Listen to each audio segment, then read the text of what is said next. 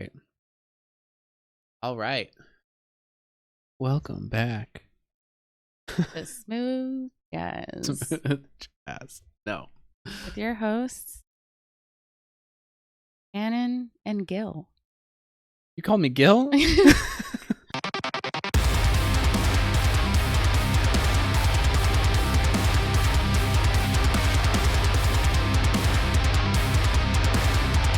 Hey guys, welcome back to another episode of Arsenic and Espresso, a podcast where we rarely drink coffee, but we always talk about metal music.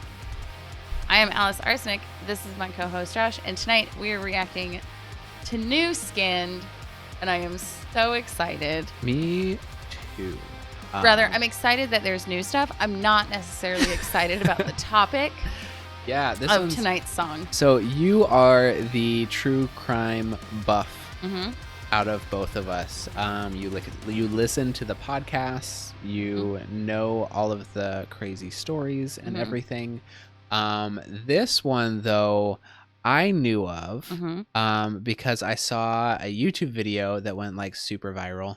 But it was talking about like body language and stuff. And so I watched like this 1.5 hour long documentary on how like these people knew that he had done it, and like why, and like the breakdown of like how he answered people, how he wasn't concerned about things, how like if it was a shock and awe that his wife and children were murdered, like how would he be reacting instead? Right. And like you could tell that he tried to play it off cool. Yes. But didn't. It's very uncool. Yeah. So in case you haven't already put two and two together, we will be watching the new Skynd video, Chris Watts.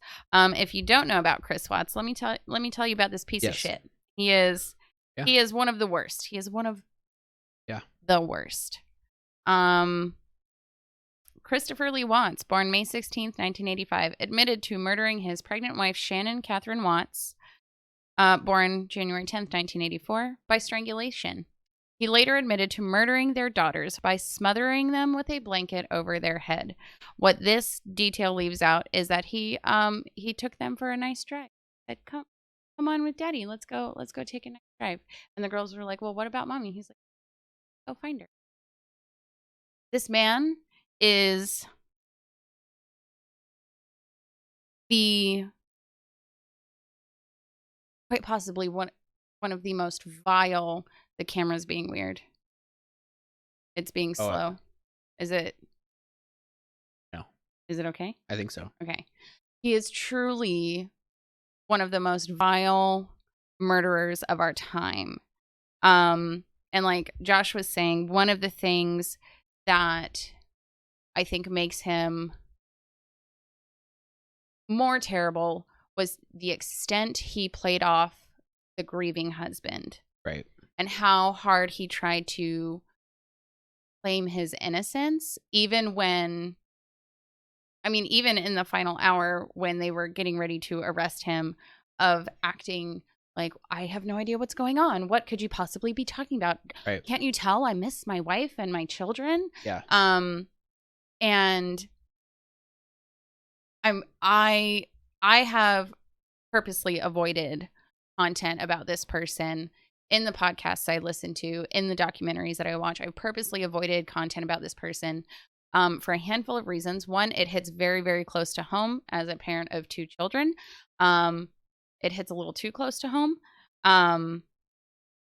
But also, I don't want to give this person any FaceTime. I don't want people to glamorize him or glorify him, as many do with other prolific and notorious serial killers and murderers. Yeah. He deserves to die alone, unknown. You know, this is going to be a weird thing, but just bear with me. Okay. You know, in The Princess Bride, at the end, when Wesley is threatening Prince Humperdinck. Okay. And he says that they would fight to the pain. And Wesley says that what he would do to Prince Humperdinck is he would remove his tongue, he would remove his fingers and his toes and his limbs and his eyes but he would leave his ears. So that way he could hear the screams of every child and fearful mother who crossed his path. And like, that's what this person deserves. He deserves to be, he deserves a fate worse than death. That's how I'll leave it. That's how I'll leave it.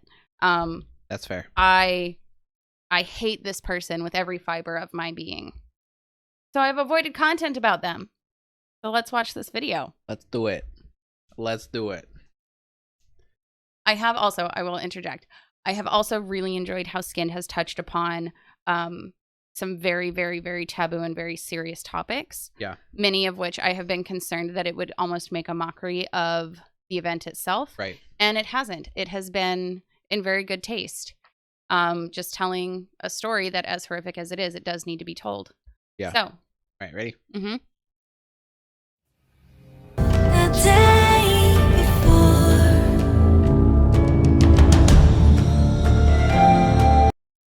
So two things. Mm-hmm. One, I think this is the first song that I've heard her use her voice without like any major effects on it. Yes. Yeah, so that's cool. Yes. But second, I mean, we've been talking about like red flags in a handful of our videos and things. But the traumatized and abused kids are much more likely to grow up to seek relationships where they ignore red flags, right? Yes. And so it makes me curious as to how many red flags people around them saw. Yes. Without like being like, oh, that's a red flag, because they've all dealt with similar things. Do you know what I mean? I feel like if I remember correctly, because I have listened to a couple of things about this particular incident, and I feel like if I remember correctly, there were people, like some of her friends, who did not like him. Yeah. That they he had anger problems. That like people knew about. It wasn't a secret. Yeah. He also wasn't that excited when his wife told him she was pregnant, because he had met someone else. The whole reason he killed his family is because he didn't want to go through a messy divorce. And so he decided to kill his pregnant wife and their two very, very young children so he could start a new life. Right? And he thought that he could just like get away with that. Like that was an acceptable solution. Yes. Yeah. That no one would ask about his wife and daughters, that he would just disappear. And one of, honestly, a very upsetting side of this and a very devastating side of this is the woman who he was seeing did not know he was married, did not know he had children. Not. She did not know she was the other woman. As far as she knew, she was the only person. I believe he had changed his name for her even. Yeah. And the first time police contacted her, she was like, I don't, like, who are you talking about? And I think he had changed his last name for her. And so he drug her into this horrific situation completely unknowingly. She had no idea what he was doing. She had, like I said, she didn't even know he had a wife to leave, much less murder. It makes me wonder too, though, if his wife was also another woman at some point in time. Like if he escaped one lie-filled relationship and pursued her and then went down that path. Because as we know from other serial killers, not the right word, but like, I don't know, other similar sociopaths, psychopaths, all of it, that there's usually a pattern, that it's usually not a like one-time event, right? And maybe that pattern only happened against like animals or whatever it was, but like there's a pattern, right? There's a pattern, but also in situations like what he did, they like psychologists and doctors don't expect to see a previous kill. But I've also talked about in a couple of our other videos, in the last like 30 years, we've seen an increase of just like one-time horrific murders. Oh, yeah. Whereas like serial killers and other prolific murderers of history that we've studied over the years, there is a like a build to the actual killings. Right. And they start with something small, and they start with just animals or destruction of some kind. That's not murder. But we're seeing a rise in people. And I think using the phrase snapping is kind of a cop-out. But we're seeing a rise in people just straight up murdering someone in very brutal and horrific ways. It's not a crime of passion where like you a domestic abuse situation. It's not somebody got abuse. too drunk or whatever. It's not someone, you know, picking up a frying pan and hitting the person in the face with it and they accidentally, you know, killed them. Yeah, it's like methodical. It's methodical. It's thought out. And it's one of a kind sometimes. Like, yes. Yes. And so I think he fits more that profile of there might, like, yes, he had anger issues that people knew about. Yes, he gave bad vibes off to some people. He was one of those people where there were tons of people after the fact in interviews who were like, oh my gosh, we never would have thought. Oh, of course, because most people just don't pay attention. Exactly. But back to the song itself, it is very eerie that it's done in like a lullaby style. That's very creepy, very unsettling. All right, push play. All right. I think if I remember correctly, they were experiencing marital problems, and she had confided in a friend that she felt that the pregnancy would like help them resolve their marital problems. Yeah, because I can't remember. This was like months ago now that I watched that video, but wasn't like she supposed to go over to a friend's house too, or something like that? I thought that there was like issues in the marriage, so she was gonna go over to a friend's house, and then like that friend, then she like never showed up, and then that's when like the friend came asking around. I think what it started as is he said, when people were like, "Well, where is she?" He was like, "She's visiting." That's okay. That's and what was like, was. "Oh, okay. She's off visiting," and then people were like, "She sure has been visiting her mom for a long time." Yeah. Okay, I think you're right about that. Afraid of losing and saying goodbye. She would have fought, but he did not.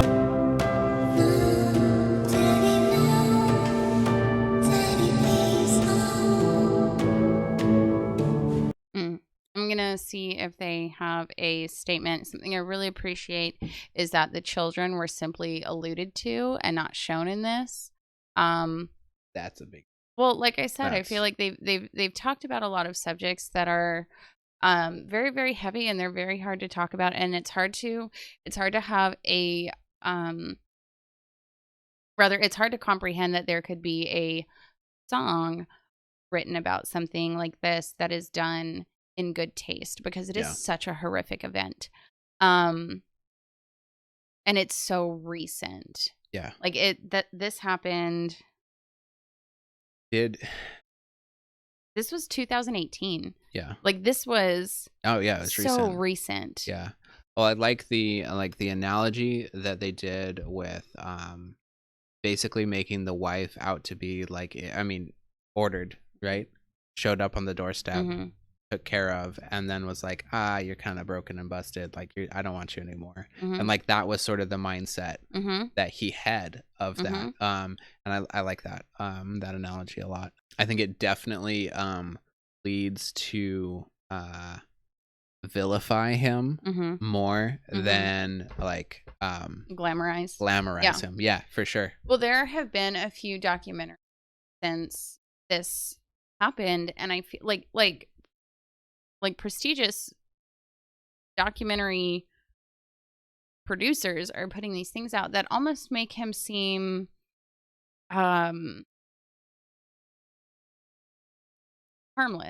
that it was an accident kind of thing, which is not the case at all. Like he may not be a serial killer who murdered hundreds of people, but what he did was horrific. Well, like you said, the reason why you shouldn't use the word like snapped, right? They didn't just all of a sudden snap, right? It wasn't just an accident. It wasn't this harmless, perfect person just had a bad day, right? Like that wasn't it.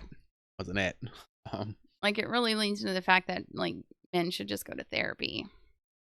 Anyway, the synopsis from genius.com on the song itself, and then I do want to go through the lyrics. Yeah.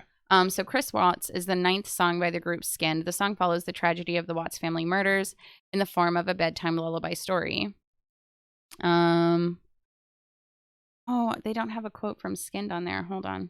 Okay, I was just going to say this comment here says the thought of Shannon being a doll that Chris just wanted to throw away instead of, divorcing is absolutely brilliant. And it's true. Like that's absolutely. And that's exactly how she was treated. What does the rest of that comment say, actually? The subtlety is great enough that it is tasteful given the recency of the crime and the brutality, but you still understand what's going on. This isn't like the Columbine or Michelle Carter where you can still show people dying children even though Conrad was 18, even in artistic ways because the girls were so young. Yeah.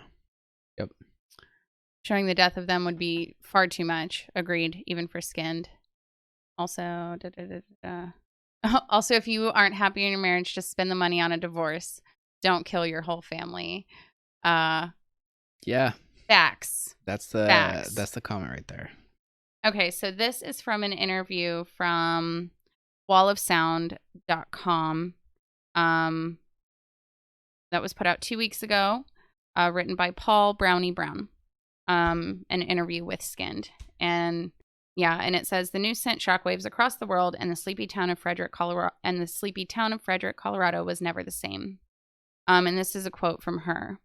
When I learned about this case in August 2018, this brutal story stuck with me, explained Skynd. I felt the need to write about it, but how? The murder of children made me so sad that I realized it must only become a ballad. I'm still extremely upset about this case because I was able to follow it live, so to speak. I was there watching when he gave the interviews and when it came out how brutal he was. The Chris Watts case brought out a lot of emotions in me. When children are involved, it is always a little bit worse for me to write about. It is a very grim case when you think of all the details. A father kills his children with his favorite cloth. It's so heartbreaking, cruel, and brutal that you can't look away. I feel like she always touches on exactly what I'm wondering about. Yeah. And how they justified isn't the right word, but how they justified writing music about this. And I kind of have to remind myself it really isn't any different than someone putting together a documentary, putting together a true crime podcast episode. It is the same type of thing. It's not glorifying him, but it is bringing awareness to the situation. And I think it brings awareness to domestic abuse, domestic violence, relationship red flags, and so on and so forth. And so as difficult as these songs are to stomach, they're still really, really, really important. Yeah. Because there is a huge community of people who don't watch true crime, who don't watch 2020, who don't listen to true crime podcasts. Yeah. But we still need to know that these things have happened. Yep. As upsetting as it may be, it is important information to know. Because knowing what happened, knowing the kind of person he was, you can in turn possibly recognize those behaviors in someone else. Yeah. No, you're right. You're right. That's such a huge point. So first off, this is no different than a picture or a painting that's hung in an art museum or that's hung in a history museum depicting like a brutal thing in history. Well, I mean, how many massacres are there paintings of? Right. Yeah. So no different there. But the thing is, like with today's day and age of the information age, where you can find absolutely everything on YouTube. And not only that, but YouTube is a great place for things to go viral. Right. And so there's a whole lot more eyes on something like this than there would be at your local history museum. Right. Or something to that effect. But then also I saw, can't remember what it was, TikTok or something. I can't remember. But somebody asking, why are so many American women so obsessed with like true crime podcasts and documentaries and everything? And they're like, well, it's because they're trying to figure out what they need to look for, right? Like how to survive it. Yeah. And like that's a real thing, right? So having more and more stuff like this just gives people a little bit more empowerment in their own life. I agree. And I think even especially like this case too, being that like he thought he'd get away with it, like just looking at the way his body language was, in the one that I saw, it's on YouTube. You can find it. It's literally one of the first videos that pops up if you search anything about. But like he was very smug, and I like the way that handled things, because I feel like it would deter or help deter anybody who is violent, that would be thinking, oh, well, like, maybe I can get away with it. It might help them to realize, like, they probably can. maybe you should just get a divorce, you know? Well, so this is from the domesticabuseshelter.org. This was posted when this was needed.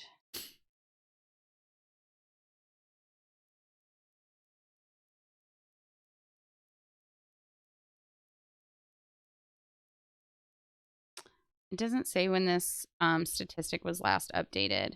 But it says that about 4,000 women die each year due to domestic violence. And of the total domestic violence homicides, about 75% of the victims were killed as they attempted to leave the relationship or after the relationship had ended. And